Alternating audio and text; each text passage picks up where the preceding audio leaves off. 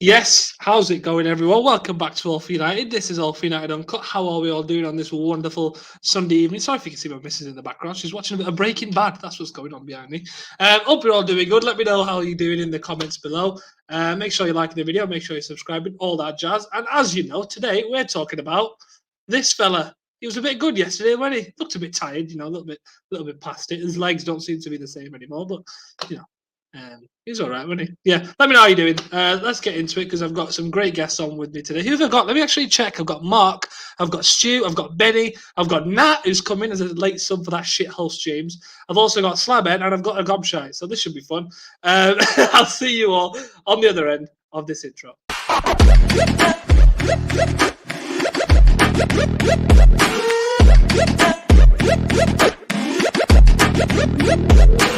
Click subscribe to get daily Manchester United content from passionate Reds, only on All for United.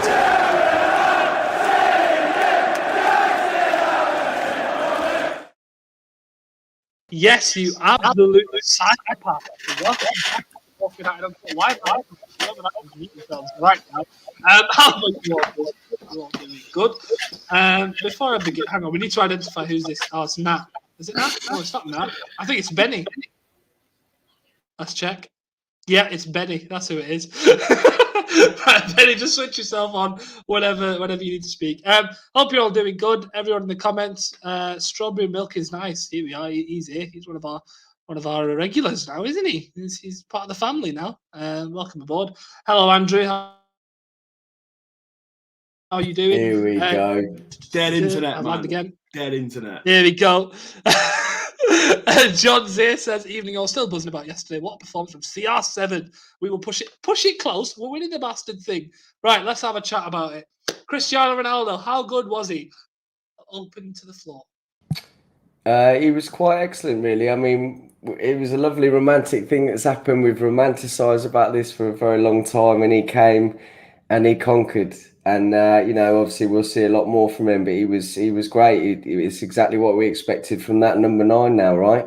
He was in a position that we've spoken about. Cavani sort of getting on the end that first one, bit of a poacher's goal, sort of right place, right time, and it was great to see. But he was great. And I said to Connor today and Benny, very jealous of not being able to be there because I bet that was absolutely electric. So wonderful weekend all round, really.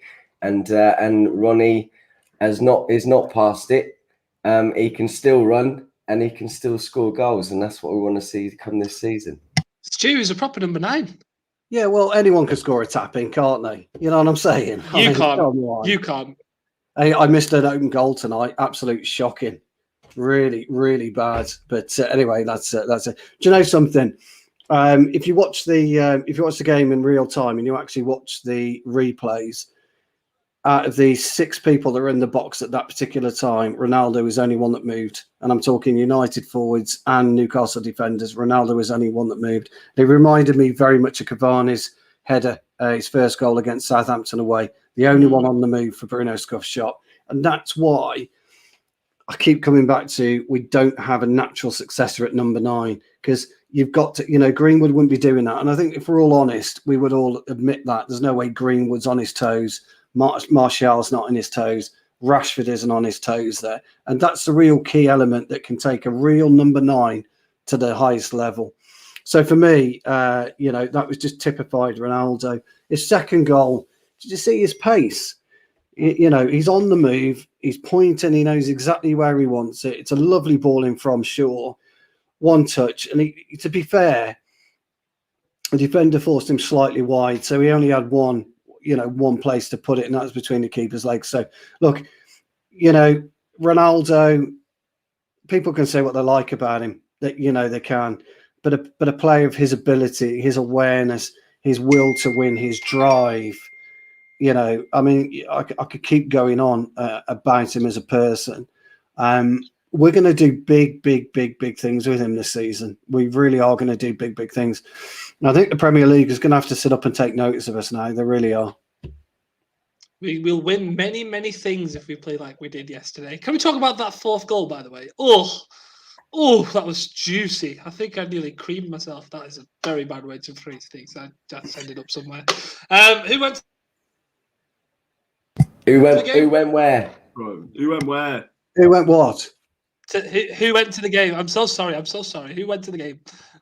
Me and Benny, wasn't it? I think. I had to give. You sound very thrilled I'm a about lad, that. Jake.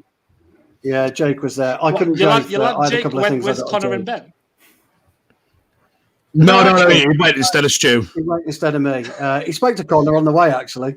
I had some things to do. I was originally going to go, but I had some things I got to do. So Jake went instead. Go on then. Those who went, tell us how it was. The atmosphere was all right, wasn't it? I mean, nothing really happened, did it? So, I mean, no, honestly, I mean, I'm glad Ronaldo didn't need to do anything. The atmosphere was just Ronaldo loving anyway. So the fact that he scored the one video that I'm sure everyone has seen, obviously the goal in front of the Trafford end, and he goes and does his celebration in front of it, and that noise is just He had a full stadium of grown adults shouting "Sue!" It was. You know, you kind of get caught up in it. But I mean, I went to sleep just Viva Ronaldo over and over in my head because that's all it was all game yesterday. It was brilliant. And I say he didn't even need to score. You know, it would have been because I thought he was trying a bit too hard to start with to try and get, and the players were like trying to find him rather than better options than the first 20 minutes. But, You on about that left foot into the side netting? I mean, there was that, but there was a couple of occasions where, like, Bruno and Pogba had picked up the ball where there was better options, but they were just looking for Ronaldo. Where that was just early game jitters. Yeah, that's what I think that was. I mean, yeah. I mean, on the atmosphere, it was everything that you can imagine. And I can tell you now, people that may have been disappointed, you know, weren't there or whatever, that's going to carry on. It'll be at Villa. It'll be at Villarreal, at Everton. That's going to be for the whole season now. And do you know what it was like? The one thing that I kind of said to people, and this might sound over dramatic or whatever, I don't really care. You know, when you see videos of like family members coming home, like they might have been away on tour somewhere or something like that, that's what it felt like. It was a real, like, that's the first time I've ever felt Old Trafford like that, like the love for one player. You know, obviously we all have like certain like Bruno or you know whoever it is, but that's I've never felt anything like that before. So, didn't see it back in 2008, then did you? That was the thing. Like, you know, that was always the thing with Old Trafford back in the day. Was just always, man, fucking. I remember being like 13 years old, and all I remember was just fucking being in awe of Cristiano Ronaldo every time I went, and it was different fucking gravy. Sorry, I interrupted there. It was my lad's first time watching him. So, I've only ever seen him play for the opposition. So when I go and see him, it'll be the first time I've gone to see him as a United player. Yeah. Shut up, you dickhead. I was in India. How old are you, Carthy? 12. Yeah, pretty much. I think when he left, I was about 10 when he left. Also, super chat from Strawberry Milk is nice. He never stops with these, does he? He loves giving away his money for some reason. One thing was Glazer, I assume that was in the stadium, second time only. I believe it was Joel, wasn't it? Joel was there. And he should have been booed out of Old Trafford, yet Ronaldo made it. To be fair, the singing section, the TRA was Glazers out chanting. You could fucking. I was watching some dodgy fucking stream, right, in some Spanish commentary, and all you could hear was "He's gonna die, he's gonna die, Joel Glazer's gonna die." So I don't know where this narrative's come from that no one's fucking singing about. And obviously, I don't know whether I can sing that and promote that on here.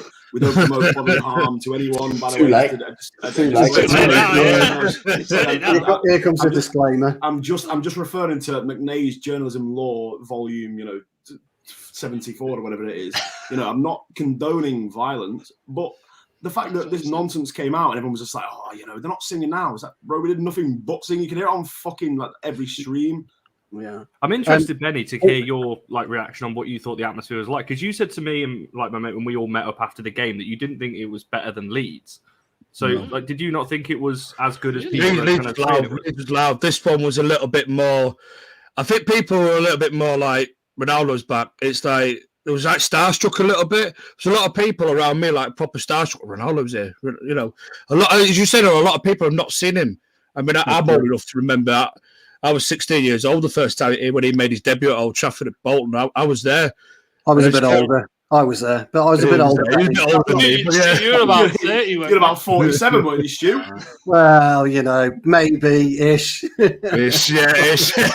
But, I just felt that the atmosphere is a little bit down because I think being Leeds and being your first game back after COVID and everything, it was loud, mate.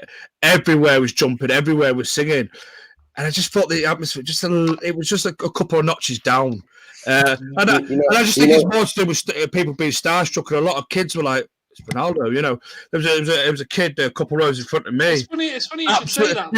He turned to his dad when Ronaldo scored the first goal. He absolutely, you know, with a face like, I can't believe it, Ronaldo scored. You know, we're used to it because we've seen it throughout the whole. You know, we've seen it for all throughout our years. You know, Benny, before you say that, Mark, it's funny you should mention the atmosphere at Old Trafford today, Benny, because there was some interesting revelations after the game. No, nobody say anything. Let's just watch it, shall we? oh. 99 the treble, but have you got a Ronaldo tattoo? I haven't, no. Oh, time for one today? I know. It's a work in progress because I've got loads of tattoo projects on the go. So can I see some? Rio Ferdinand. Look at those calves. What are you doing on TikTok, Benny? Stu, have a go at him. Well, I don't think I need to say anything, do I, Benny? That is absolutely No, I know, mate. I know. This is great. Fucking hell, fucking TikTok. Mate, I look like the thing is, the problem is I look like a proper tourist because I've got my son. Well, I got this T-shirt and I went in the mega store. I do apologise, but I've got my son Ronaldo shirt ready for West Ham away next weekend. I look like a proper tourist with a bag in my hand, and I must be 7 times I've got asked. Ian, who Natalie knows, was up with me. 7 times I've got asked, "Do you have a Ronaldo tattoo?" from various different media groups. And then this one woman, I don't know why she's filming on the phone. She's like, "Oh, you got 99 on your hand, the treble and everything." She's like, "Oh, have you got a Ronaldo tattoo?" I said, "No, not yet. It's in the works. It's a pipeline thing. I've got so many different projects going on my tattoos." But anyway, she's like, "Oh, what's your best tattoo?" I said, "Probably the Rio Ferdinand one on the back of my leg there." And she's like, "Oh, I'll just zoom in on that one." And then, yeah. I didn't realise it was going on TikTok. Because Benny, obviously you got Rio Ferdinand on your leg, so shouldn't it be Rio Ferdinand foot? That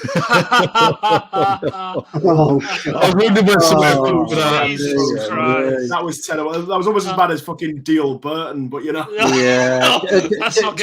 Jamie, get your disclaimers in before you speak next time. It'll be Can I just say something about the atmosphere today? We're at the women's game, great game today, and what they wanted was Natalie there to bring it up another couple of decibels. So it would have been TRA's definitely missing that.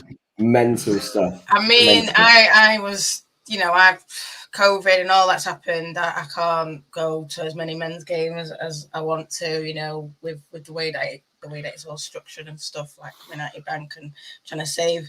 But obviously it was good just seeing it. Even I think Bruno's goal was the best goal out of them all. I know you said the fourth one, and I did feel so happy for Jesse. He deserved that, but. Yeah, less to say about Jesse, probably the better. But I do still think he's, squad player, come off the bench, maybe, playing a couple of Carabao Cup. He'll get his goals. He'll do well. But yeah, the first goal today was sort of like similar. So it's like men and women scoring similar goals, watching each other. So yeah, no. But yeah, Ronaldo, he's everything to me. He's like what Benny. I did watch him when I was younger, when I was about 16. He joined when I was 12, but I think I had to wait. So I ended up making my money and earning it at like the first game. And I was like, oh my God, it's Ronaldo. And I was that starstruck. But yeah, I agree with Jamie. What Jamie said, it did used to be a bit, the atmosphere used to be a bit, when he was first there and Fergie was there, it was better. But I feel like it's getting back to those levels now, like, with TRA and all that kind of thing. It's trying to push it up to the levels that we had. And I think that they're getting there. No, I think that's a good point, though, honestly, in terms of the levels. Did anyone catch his post-match interview where he said he actually spoke to the players in a hotel and it came out later on that it was about that's raising elite the mentality, levels? that, mate. That's elite mentality, that. How much of an impact is that going to be? Yeah, massive. Like, realistically, I mean, scoring 2 goals in your debut must be a fantastic feeling. So Odsonne Edouard, he probably slept well that night. You know what I mean? He had a fucking great time. But nah, obviously, like Ronaldo coming back, and what we need to realistically like focus on and talk about is we've had this mentality since he left us in 2009. It was always that thing. He's our prodigal son. Like, he was raised in Manchester. Fergie was his father figure. He referred to him as the boss all the time. And we put him on that world stage, you know. He won the Ballon d'Or. He won the Champions League when he was at United. And that was the platform. And he went on to play for the club that he supported as a kid. And none of us begrudged him for that. When you know what I mean? Like, every single fucking summer, it was always the thing of, oh, is Ronaldo coming back? Is Ronaldo coming back? And I genuinely think, not laughing at you, Jamie. No, they're not laughing at you. They're just laughing at your moustache. Carry on. Yeah. I mean, you wish you could grow a fucking tash at his Carthic. I really don't, to be honest. But nah, do you know what I mean? Like, every fucking summer, it was always on the back pages, and it was just like, oh, could Ronaldo be in for a return? And we would all be lying. Every single fucking United fan in the world would be lying if they said that they didn't wish that one day it would be true. And then one day it turned out to be true. And I agree with what Benny was saying just then when he was like, it's an elite mentality. What we've done, and you know what? And I think this has been downplayed. I don't really think I've seen anyone talk about this. Our marquee signing this summer was not Cristiano Ronaldo, it was Jadon Sancho. We spent £73 million on a 21-year-old from Borussia Dortmund. But signing Ronaldo has completely overshadowed that. And I genuinely think that will work so well in his favour, because he can do what he wants to do. He can operate on the left, he can operate on the right, he can adapt to the Premier League, whilst knowing that the headlines are all about Cristiano. And obviously Ronaldo did fucking what he does best. And, you know, when Paul Merson and fucking, I can't even remember who it was, but whatever dickheads at fucking TalkSport were saying, oh, he can't hack the Premier League, despite the fact that he turned the Premier League into a fucking Sunday League kickabout. Like, he spent fucking years dominating. Do you know what I mean? These are the same people that fucking wank themselves into a coma every fucking year over Mohamed Salah. Yet Cristiano Ronaldo, the guy that fucking literally turned around and said, yeah, the Premier League's my showground, boys. Like, they're now questioning whether or not he can cut it. You know, the guy scored 2 goals against a fucking low block that we would have probably drawn with, even potentially lost to last season. And for me, it does nothing but benefit every single fucking player that plays around him. Jadon Sancho's coming on a bit of a hefty price tag, not as big as we would have paid a year ago.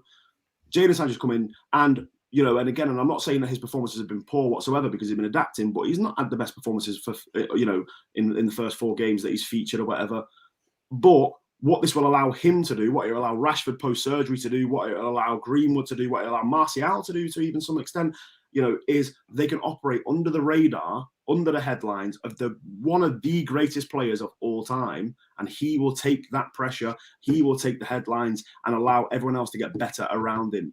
So for me, you know, we've already made the money back from the shirt sales. He's the greatest of all time, realistically. You know, Messi, yeah, probably is up there with a chance. Maradona, but this is our boy. This is our boy that we raised, and he came back for once. And what a nice time it is to be here, right?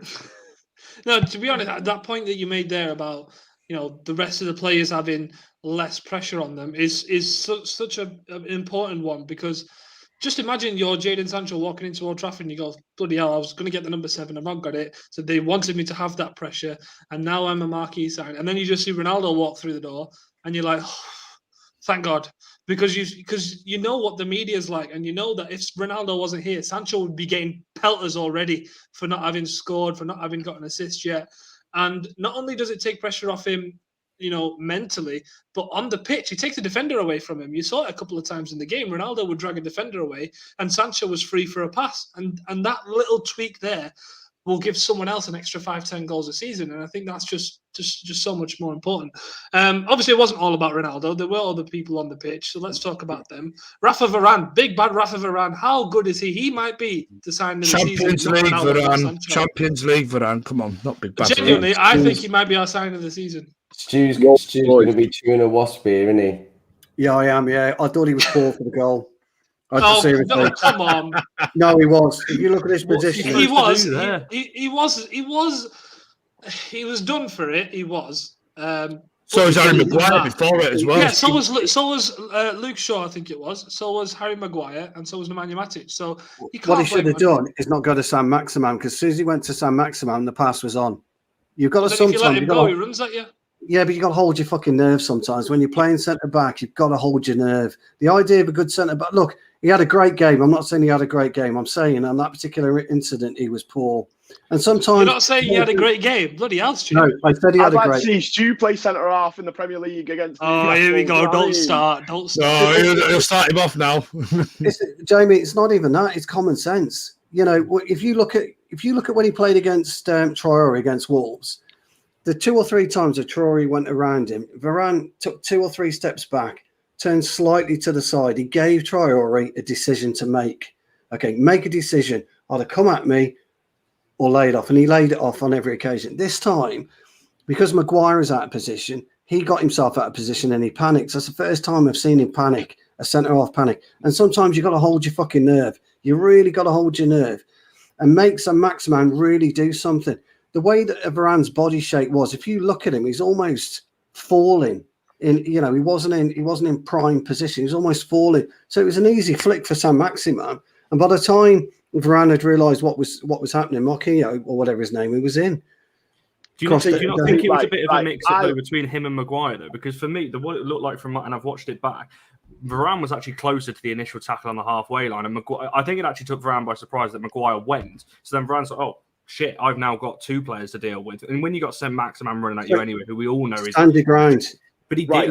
What I'm trying to make is he was almost forcing them out wide, which obviously, Stu, you're a centre half, you know better than me. But isn't that what you're supposed to be doing? Push them out wide. It's not his fault he got doubled up on. Shaw was at the other end of the pitch at that point. But Rafael Varane has won 4 Champions Leagues, the World Cup, La Liga. None of us have won fucking nothing. So to be fair to him, no, honestly, I get your point, but I think Varane saw it as I let Manquillo, the right back, have the ball, and Manquillo's just finished it well. I don't think it was a terrible decision. Varane was in a position where the problem was that, like, from what I remember watching, it's about Shaw made the initial error, and Maguire then dove in, and Varane was left in that position where it was 2-on-1, and he did what I think he should have done.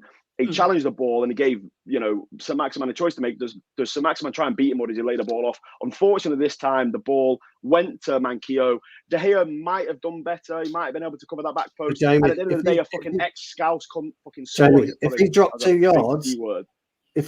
yards, okay, Manquillo would have had a much difficult. But Varane's won the World Cup and 4 Champions Leagues. I'm pretty sure he got 10 other players around him to help him.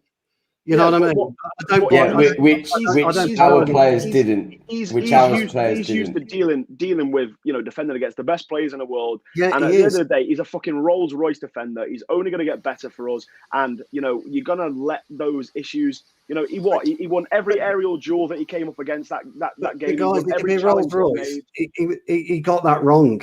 Whether we like it or not, he got it wrong. And he probably did. And at the end of the day, out of every single player in that Newcastle United squad, Manquillo was the one that we didn't want to score against us. Do you know what I mean? But my thing is that Varane is honestly baller. Yeah, I mean, I see Stu. I see what you're saying. I mean, I can see what you're saying. But I think in that situation, you've got to look at who the players were. One was St. Maximin on the ball, and the one off the ball was Manquillo. Now, if you're Varane, I think what he's thought there is, I'll stand St. Maximin up, or he did. I go to him. Stand him up, yeah. But what I'm saying is, it was off balance. It was slightly off balance. If you look at it, if you remember, it was slightly off balance. And a good centre half, you've got to be always half on the turn, absolutely. But he's just slightly off balance. Somebody was saying if he dropped 2 yards against San Maximin, he would have scored himself.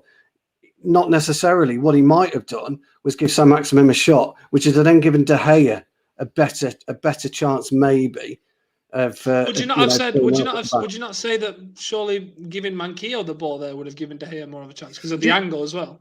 Do you remember that Liverpool versus Spurs game where Sissoko had the ball and was driving towards it, and Van Dijk was 1-on-2. It was Sissoko and Son, and all Van Dijk did was mark Sissoko out of the game so that he couldn't play the ball to Son, because he knew that the bigger threat in that position was Son, and it allowed Sissoko to get the shot off, which he missed because it's Moussa Sissoko, right? Yeah.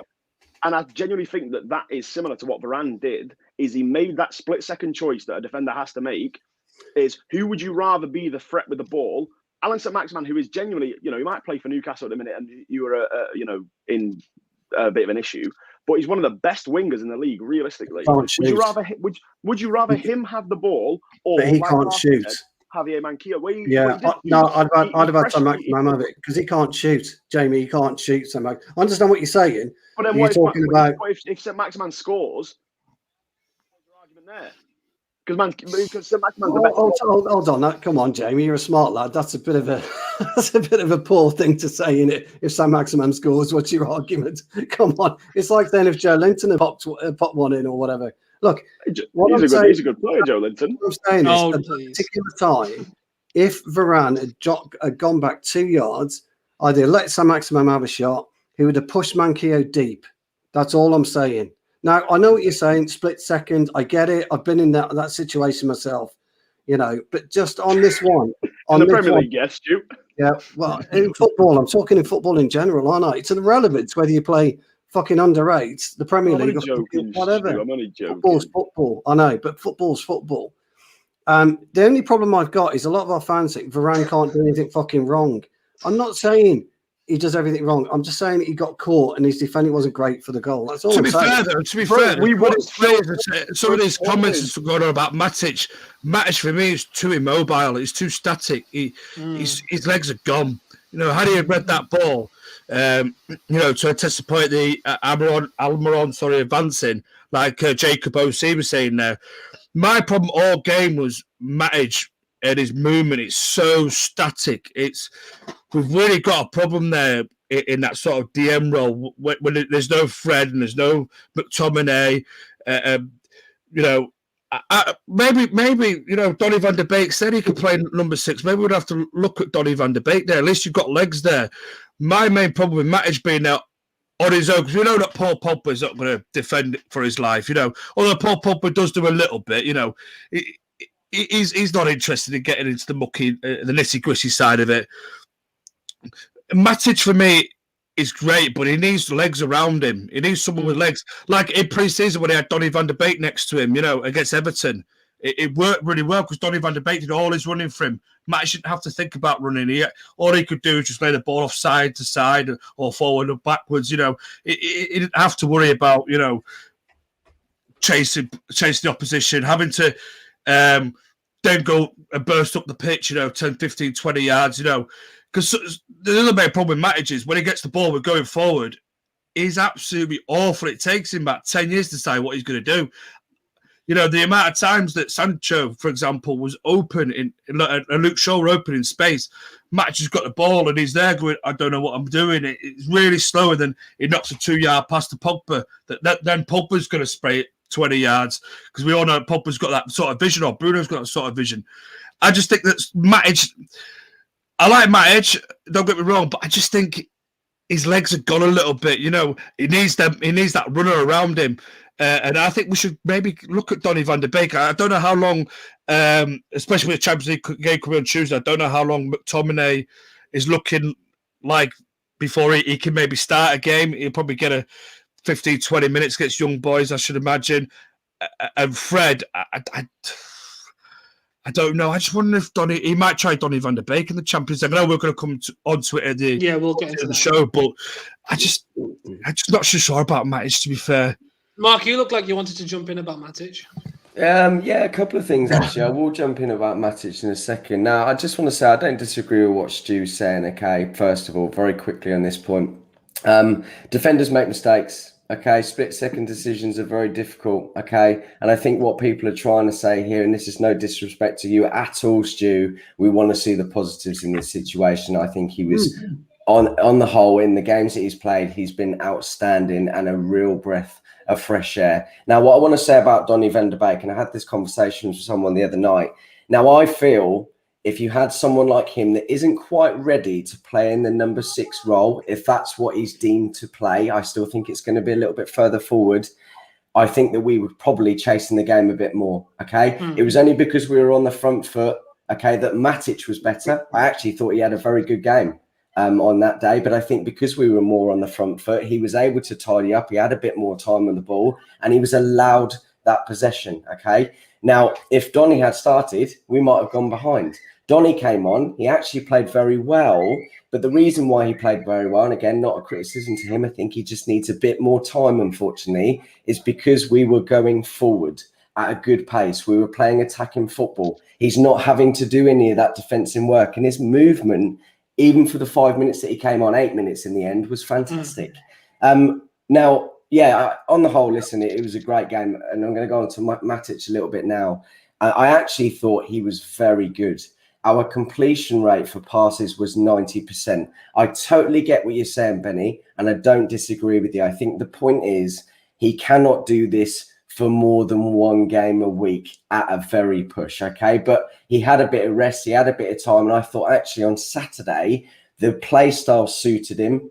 It was quite open, and he was allowed and given time to do what he needed to do. He's just a bit slower on these things, but I thought his passing was excellent. His passing is excellent, but it's when you look at him in the final third, like with the ball, because I sit in the east stand, I get to see quite a lot of where the open spaces are.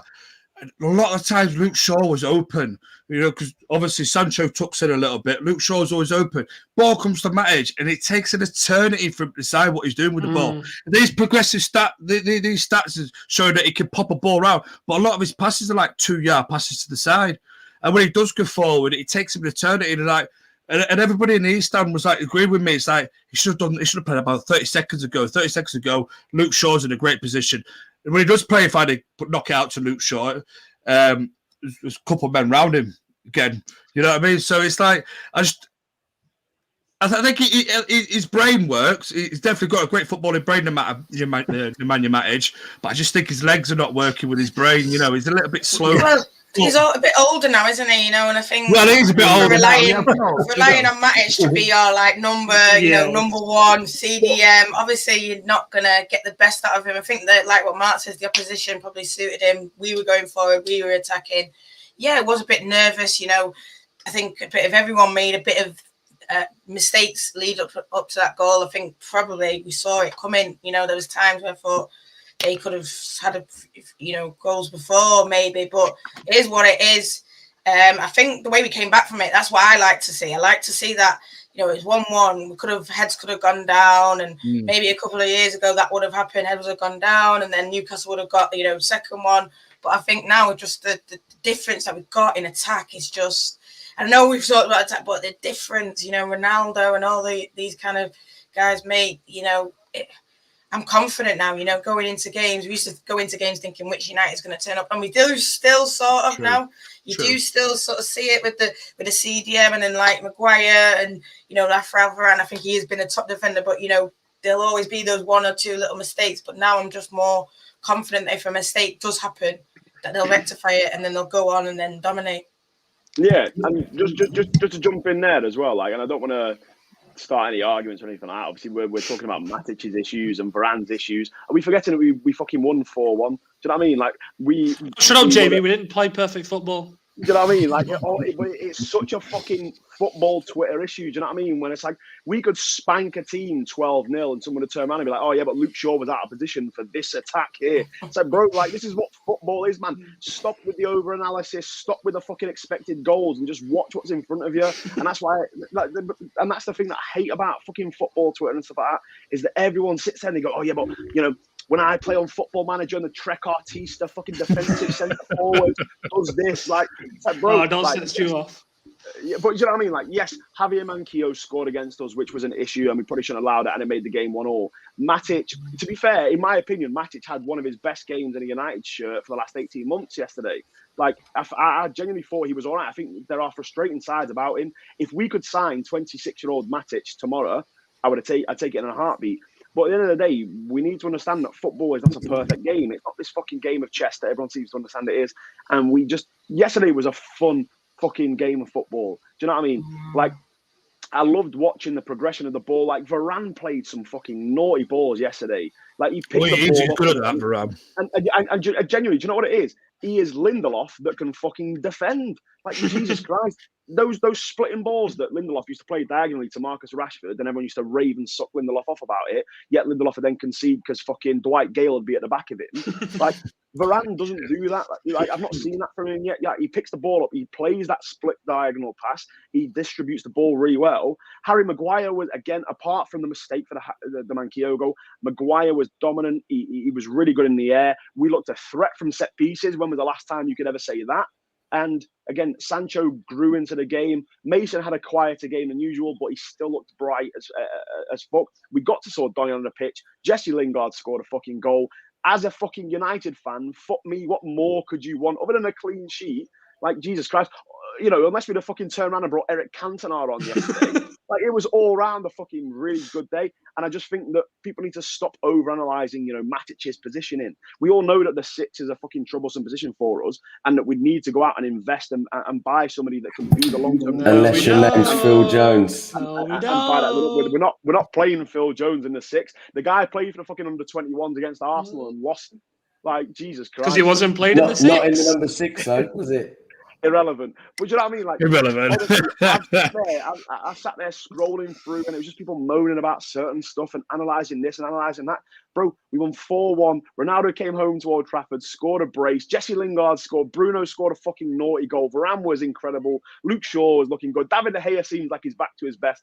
Please, can we just, for once, just have a nice, positive time as a United fan without the fan base being divided about the fucking Ollies? And on that positive note, we go to Stu. Well, yeah, look, I need to clarify because I've got a couple of Twitter wankers fucking giving it the big one. So to all those fucking morons who didn't listen to what I was saying, I didn't say Varane was a bad footballer. Clearly I did. I just said he was culpable and he got his positional sense wrong for that goal. I'm entitled to say that because that's what fucking happened. Mm-hmm. I used the Wolves analogy, the Traore analogy, to kind of tell you, I think he's a good footballer. And that's what he needed to do on that particular point. So don't fucking come on my Twitter and tell me I didn't watch the fucking game. You absolute mongs. Fuck off. And I mean it. Fuck off. Look, with Matic as well. Matic, and I went on the preview, Matic is one-dimensional. That's all he is. I'm not saying he played pretty well yesterday, but he's one-dimensional. He's left-footed, and he does everything with his left foot. He either turns in a circle to get rid of it with the left foot, turns in a circle to pass it with his left foot.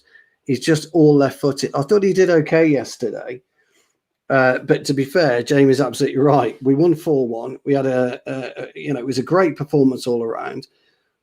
You kind of damned if you do, damned if you don't, if you're Ollie with our 6 at the minute.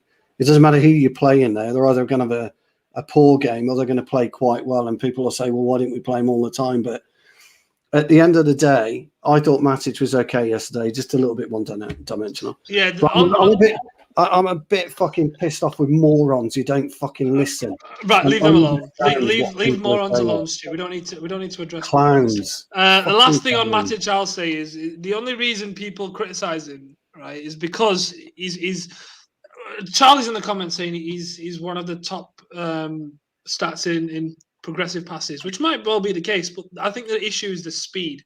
I think he's not quick enough in doing that, and that's the issue. And that's simply because he's older now, so he can't do it that quickly. And 2, he can no longer play on a swivel. He can't play on a half turn anymore, which is why we need to go out and sign someone.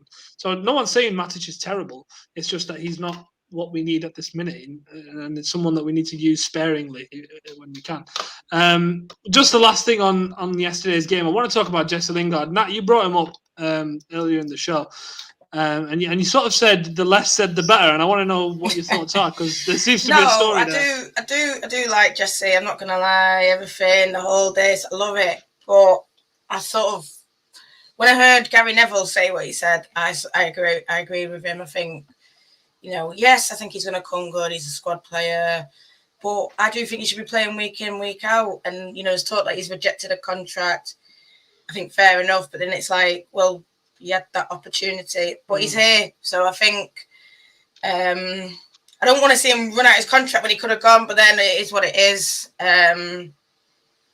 Yes, that's what I mean. Obviously, I'm happy that he scored. I don't want anyone to come in my DMs and saying, oh, you hate Jesse. No, I don't hate Jesse. I love Jesse. I remember, him playing and scoring loads of goals. And then unfortunately he's been sort of pushed out, but he's still a squad player. I think we can get a lot out of Jesse. I think he'll get goals, he'll get assists. But yeah, that's what I meant by my comment. Lingard doesn't get the love that a local lad, an academy graduate that scored a winner in an FA Cup final should get. He doesn't, and I don't understand why. I think it's because, look, the last couple of years he's had were mentally tough years for all of us, but more so for Jesse Lingard because he had all the personal stuff. Yeah. And I think, I remember, I think it might have been Troy Deeney that said it, and he was on TalkSport when he said it, but it did make sense. He said that when Jesse decides to come out and talk about what happened, he'll have one hell of a story to tell. And I think that says a lot, and that's a very strong message to send out, to say, look, don't judge too quick before you know what actually happened. And I think once we hear about that, a lot of people will change tune about Jesse Lingard. And I do think he can play a squad role, and I think we need to use him in the right games. I think we need to use him in the right role, and he will flourish because he's a player that thrives on confidence. You can see him when he's smiling. He's a very good Jesse Lingard, and I think if we give him enough minutes in games like Young Boys, in games like in the Carabao Cup, in the FA Cup, that'll satisfy him. He just wants to be part of the team, and seeing him score and being involved in a 4-1 win that Cristiano Ronaldo scored in, I think that's an even bigger positive for him. So I think he may as well stay and contribute. Absolutely. The guy's a fucking baller.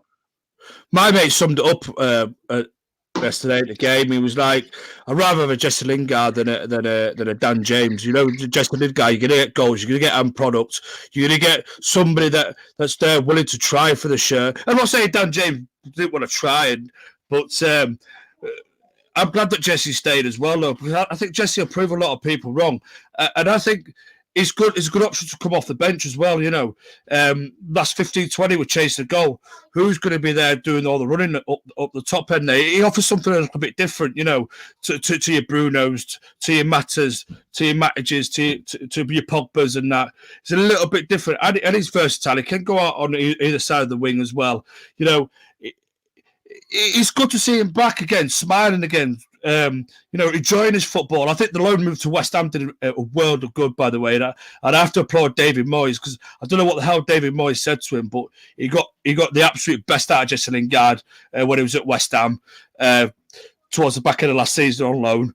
And I just love seeing Jesse Lingard playing football with a smile on his face, because you know that he's could put his troubles to the side for however many minutes he's going to get and just play the game that he loves for the team that he loves. And listen, people can slag Jesse Lingard off all they want, he's not good enough, we should have sold him, get his wages off the bill or whatever, maybe. But I like the fact the lad's still here and he's still trying. He rejected a loan move again. He was like, listen, I want to fight for my place.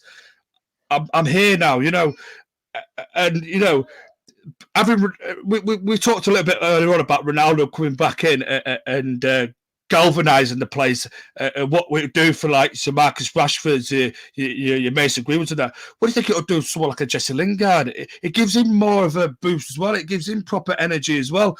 Jesse's pumped up for it. And listen, we've all had a terrible 18, 19 months, whatever it was with COVID, and we all know, if it's not ourselves, we all know somebody that has struggled mental wise, with mental health and that, whatever's gone on in Jesse's personal life definitely affected him for a couple of seasons at least. You can't begrudge the lad that. You can't have a go at the lad for, being human at the end of the day. Listen, Jesse Lingard before that was flying. People might call me a liar, but he was flying. He was in the England squad, scoring in World Cups. He was scoring important goals for Manchester United. He was near enough a first-team starter, let's be fair. He was near enough one of the first-team names on the sheet. Yes, our squad's evolved now. It's moved on. We've got better players. But let's not kid ourselves. Jesse Lingard brings something still. Yeah, go on, Mark. Just very quickly, he's come back a different man. And I don't care what anyone says about this, people might laugh at it, but I'd absolutely have him as a rotation player.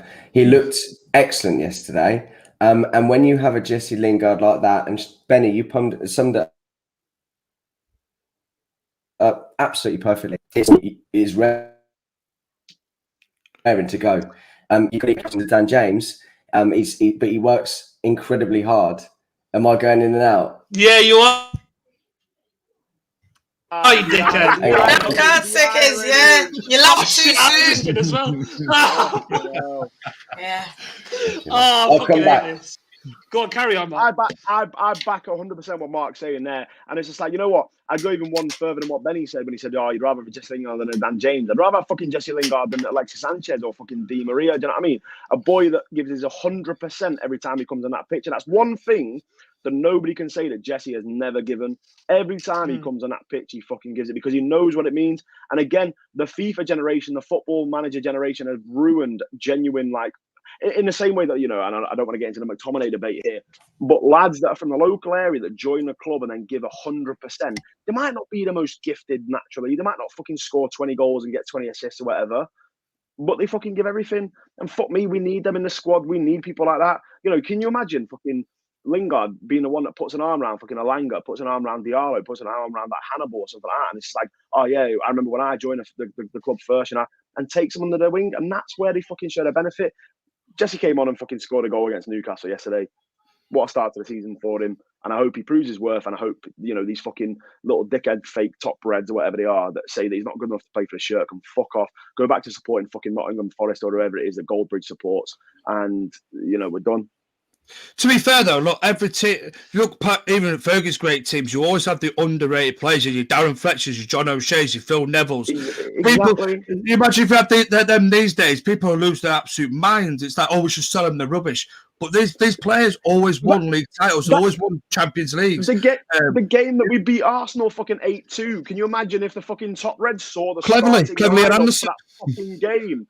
Jesus Christ, I'd have been fucking like, oh, hashtag Fergie out, you know, oh, what, you know, look at this fucking lineup, I don't know what he's doing. And then we fucking put 8 past Arsenal. Bro, it's just like people do not fucking understand football. They just love reactionary.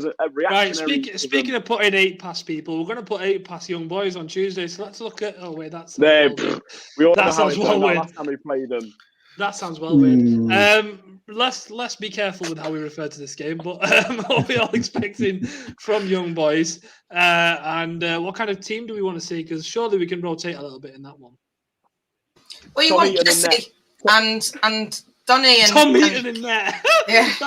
Well, you know what? Why not? Why not Tom Heaton in there? I know, like, obviously we don't want to underestimate them so fully, but why not Tom Heaton in net? Why not Jesse starting? Why not Donny van der Beek starting? And you know, I think Ronaldo, you know, Cavani starting. People, you know, he's not really played a lot. Cavani.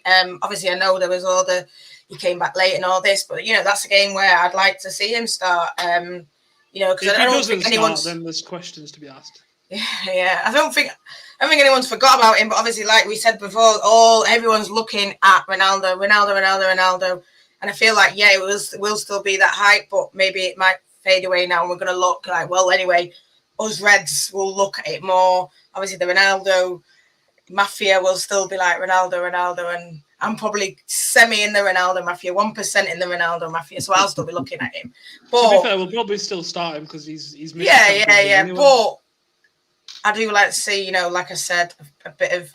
I mean, can Fred play? I don't know if he'll play Fred. You know, Fred and on the bench, so he can play. Yeah, Fred and Donny might play. I don't know, but you know, I think we should beat them. And I think don't underestimate them, but still go in there like still a strong team, and you know, go in there wanting to win. I think if you put in, you know, 100% effort, we will win that game. I think if we just sort of come into it, like, I'm not saying we will, but if we come into it expecting a win, then that's probably when they'll catch you off. Ghostu, you were pondering about something there. No, I think what Ollie's got to do this year better than last year is use the squad rotation more. He's got to get players playing minutes, and the young boys away is the right match to be doing that. And that's right. He's got to be bringing in Donny. He's got to be bringing in Martial from the start. He's got to bring Victor back in. Tellez if he's fit. Play Dallo. You really want to put make at least 8-9 changes, because we should be beating them away and we should be beating them at home.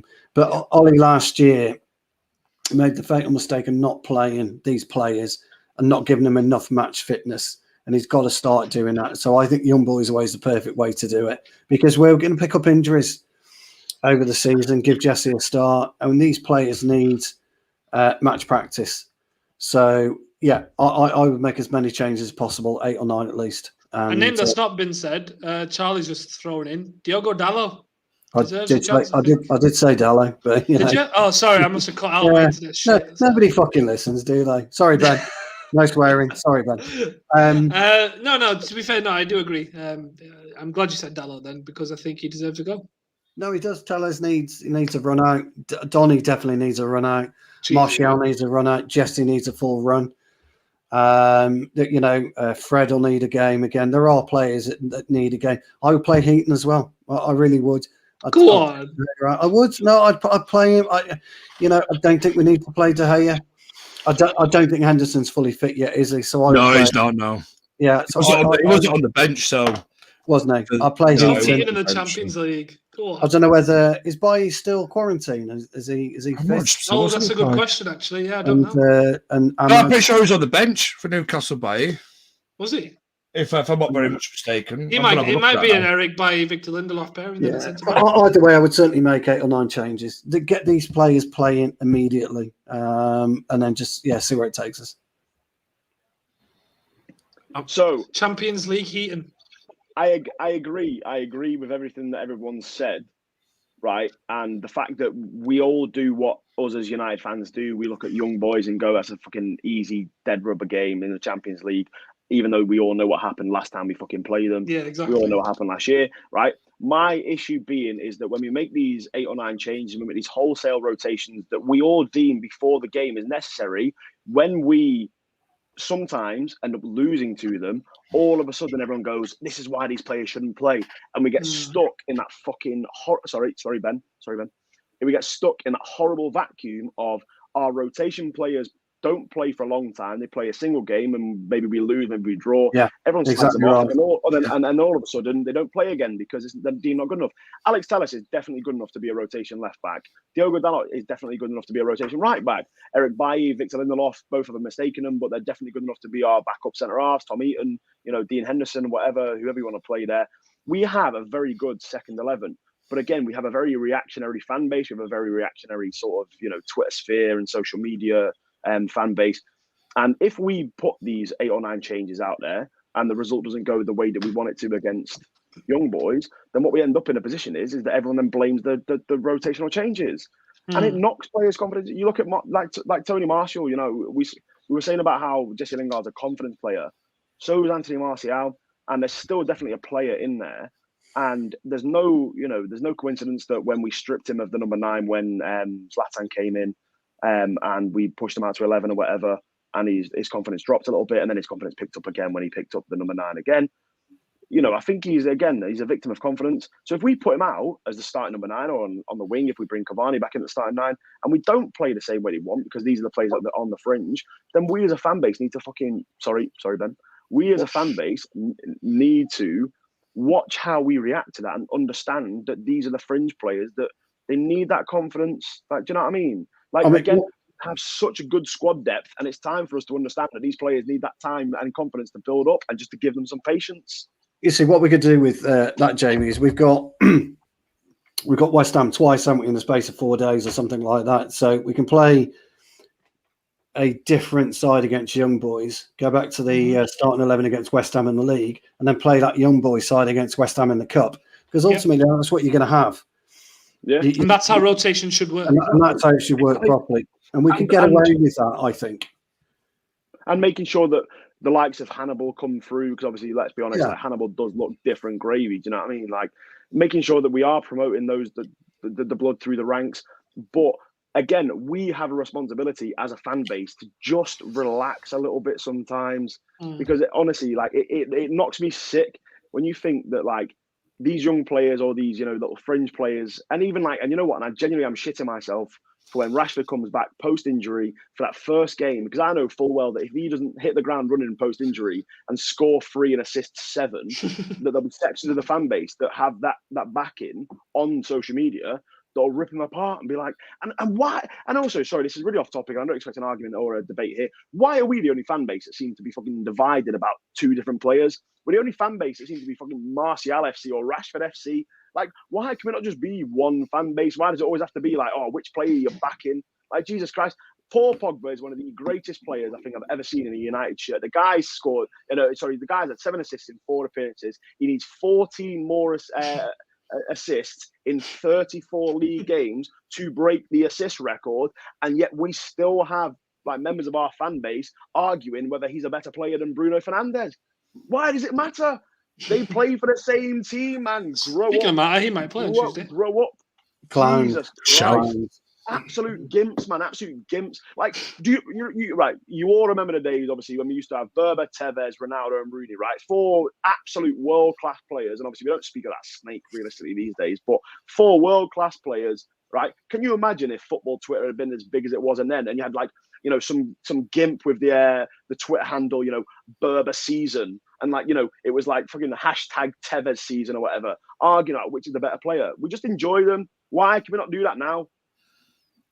Sorry. Now that he's finished his rant, people don't support clubs anymore; they support players. That's why. Exactly. That's a good shout, Nat. Yeah, it's the first time I've been back on Uncut for a while, so I went on a bit of a rant. I apologise. And if you're one of them gimps, if you're one of them bad gimps that sits on Twitter hiding behind an Avi, I think I know who's on about me. I think I know the guy he's on about. Do you know what I mean? Grow up, man. Support. Right, enough. Stop it. Sorry, boss. Right. Back to Tuesday's game, because there is a game on Tuesday. Big factor is going to be the pitch, because they play on 4G, don't they? Someone please verify that for me. I don't know, man. I'm pretty sure they do. Boys, I don't know, actually. Shut up, Jamie. I'm pretty sure they play on 4G, and last time we played on there, we struggled. Yeah, we didn't do well, did we? Which I don't get. Does it really matter? Does it matter that much? Yeah, it does. Yeah, the difference between 4G and grass is huge. Go on, explain. Well, the latest 4G as opposed to grass.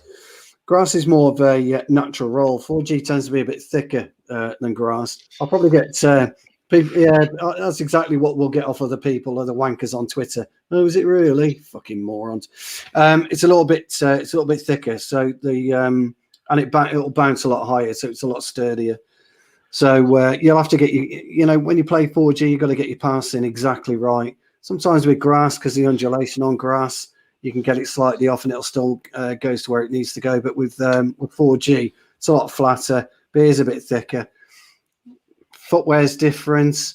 It's a bit tougher on your knees, a bit tougher on your ankles. It kind of saps you a bit more than what Old Trafford would do, because obviously grass is, certainly Old Trafford. I mean, it's just mint, isn't like a bowling green, and things of that nature. But if you're not used to playing on 4G all the while, although we train on 4G, but if you're not used to playing on 4G all the while, it is a different story. And players have just got to be. You just have to think a bit more when you got the ball on 4G than you do with grass. I know it sounds a bit daft, but you do. You've got to make sure you're more accurate on 4G. And yeah, so conserve your energy more as well if you can. Right, yeah, it's 4G, by the way, because 2018 Jose Mourinho was whinging about it being 4G. So, yeah, you're right, Karthik. Okay, cool. Let's have quick score predictions from everyone then for Tuesday night, starting with Mr. Slaved. 2-0.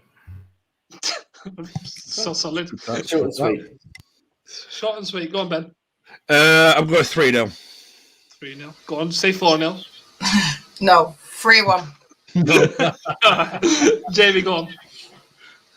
17-2. Stu.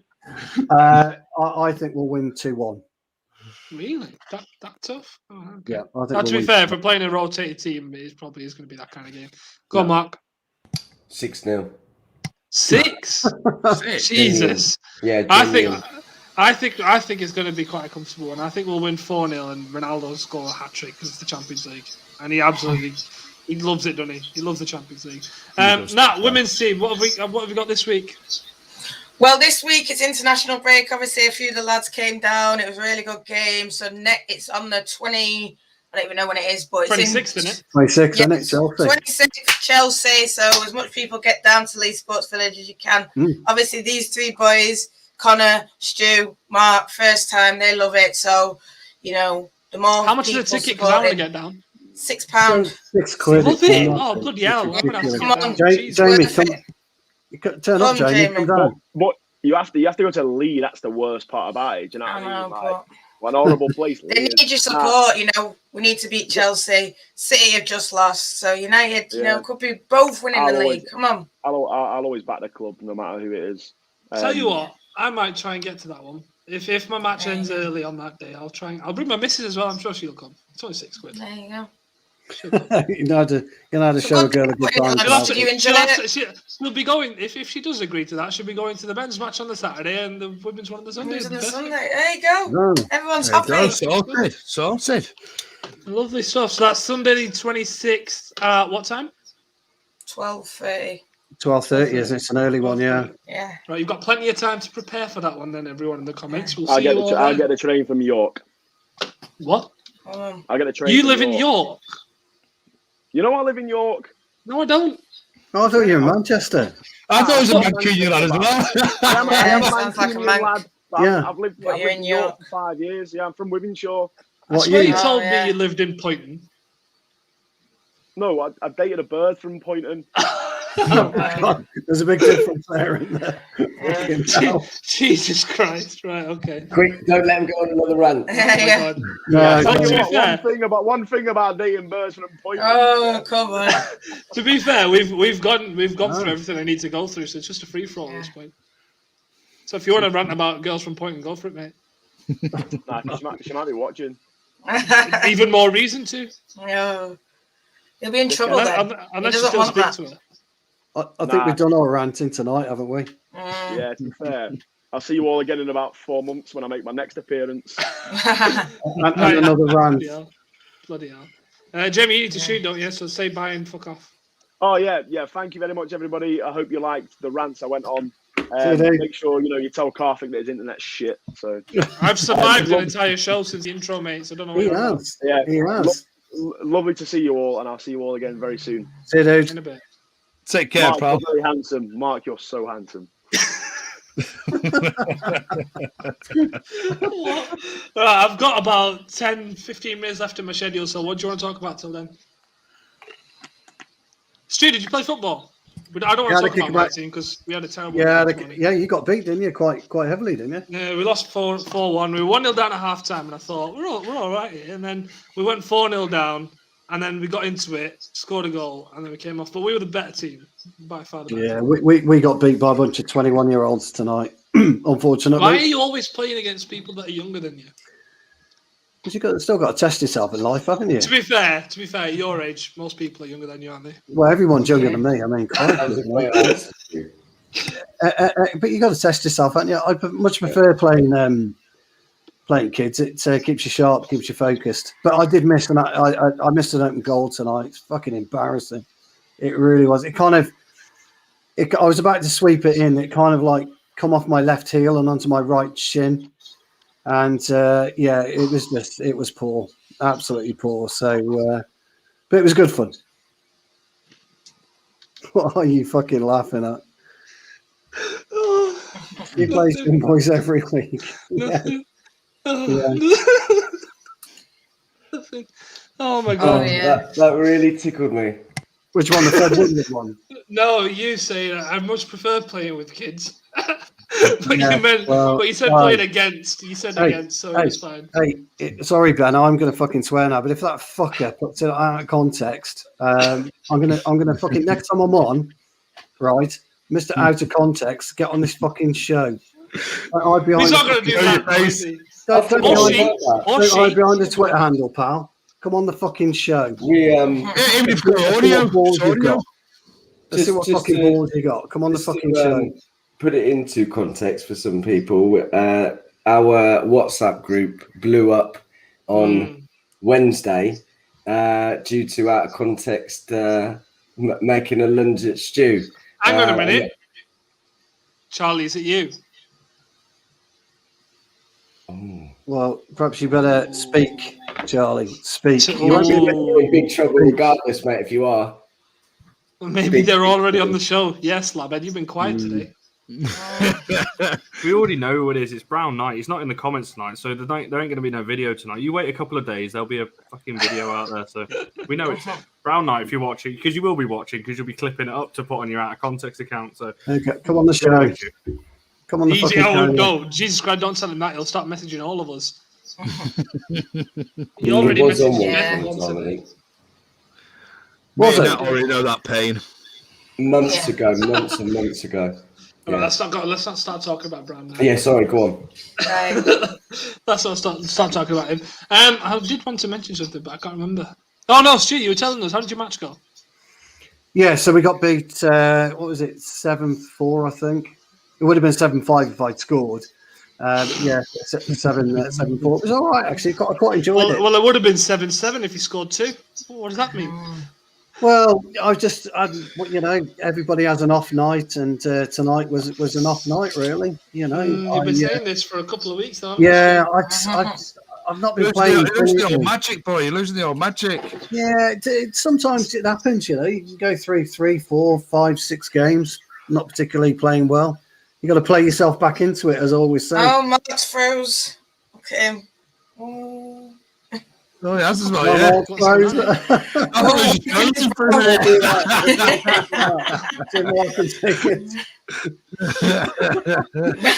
We know where that's going. He's getting Someone send this to Brown Knight. Yeah.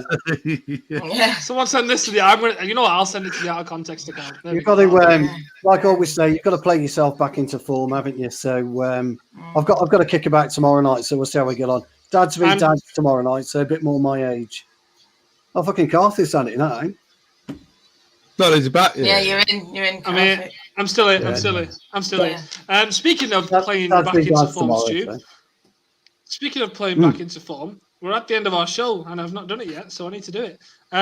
Ladies and gentlemen, as you know, All for United is the home and one official exclusive home of a worldwide movement. And if you're not aware of it yet, I'm about to make you aware. So, ladies and gentlemen, if you've been living under a rock recently, Phil Jones. No, just as a good time. No, right. I'm not getting interrupted at this point, right? Phil Jones in the 6 is the official movement that we've started here at All for United. That is our poster. This is official All for United propaganda. As you can see, it's branded, so no one can copy it and claim it's theirs, and I don't think anyone will want to.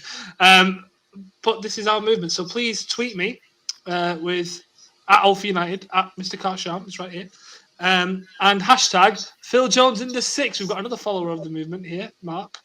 Yeah, so please get involved. Phil Jones in the 6. I will not stop until he plays in the 6. Thoughts, everyone, on the movement so far? Because we're gaining some traction. I can't believe you went on radio with it.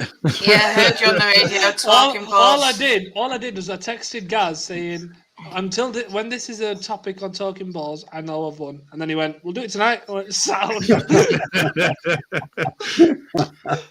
So yeah, we're making moves. We're making moves. Apparently, Stu, you had a pose day. I probably did today. Yeah, I did. I had I was wearing bright white socks, and that's never good. So, bright white socks. That's poser. Yeah. Look, no. What's wrong with white socks? Well, it's never good, really. It's never good, really. It's like those idiots that wear bright white socks and bright white boots. You know what I'm saying? It's just bad. It's poor form. But I went to my football sock drawer. It's like tennis players, isn't it? I was going to say you'll love Wimbledon, Stu. It's bloody all white. I know, and that's all I had. So yeah, that's just in the crowd. Yes, so I had no choice. Perhaps if I'd worn black socks, I would have been a bit more streamlined and a bit more on it. Stu didn't pick up on that joke, unfortunately. What was that? Sorry. This is Connor said you love Wimbledon. It's all white, and I said that's just in the crowd. Yeah. Okay.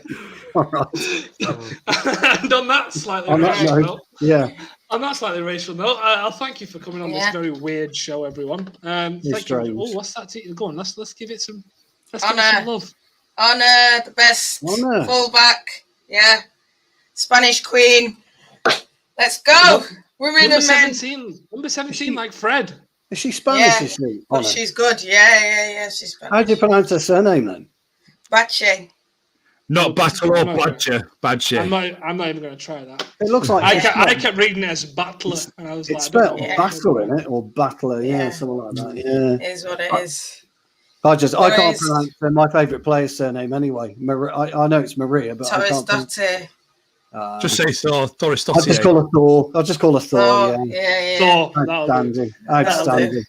Right, we're going to end the show there. So thank you very much for joining us today. Make sure you're liking the video. Subscribe if you're new. Make sure to share it as well. Make sure to go subscribe to the women's channel. Of course, check out the women's, all their content.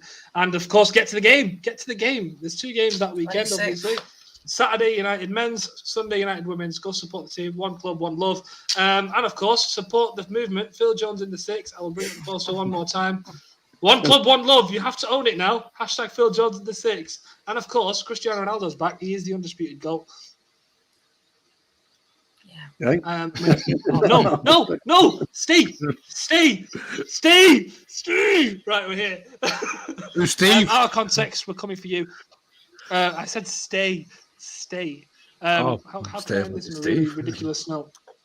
We're going to win 6-0 against Young Boys. We're going to beat West Ham 4-0 and 5-0. We're going to end Pep Guardiola's run in the Carabao Cup. We're going to win the FA Cup. We're going to win the Premier League by 50 points.